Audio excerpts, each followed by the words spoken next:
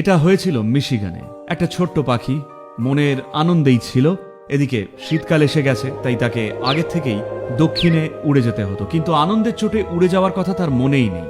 কিন্তু পরে যখন সে উঠতে গেল, ঠান্ডায় তার ডানা জমে যাওয়ায় সে পড়ে গেল।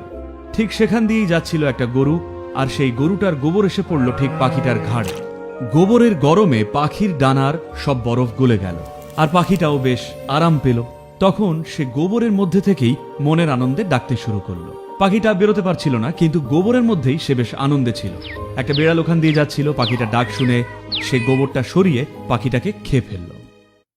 গল্পটার শিক্ষা হলো, আপনাকে যারা গোবরে ফেলছে তারা সবাই আপনার শত্রু নয়, আবার যারা আপনাকে সেই গোবর থেকে বের করে আনছে তারাও আপনার বন্ধু নয়। আর সবচেয়ে বড় শিক্ষা, যখন গোবরের মধ্যে আছেন তখন মুখটা বন্ধ রাখুন।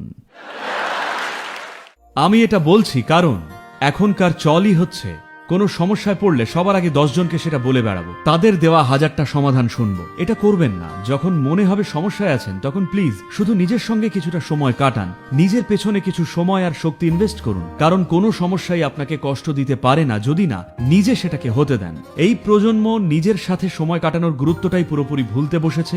আপনি যদি নিজেকে জীবনে কোনো কিছু যোগ্য করে তুলতে চান তাহলে প্লিজ এটা ফিরিয়ে আনুন।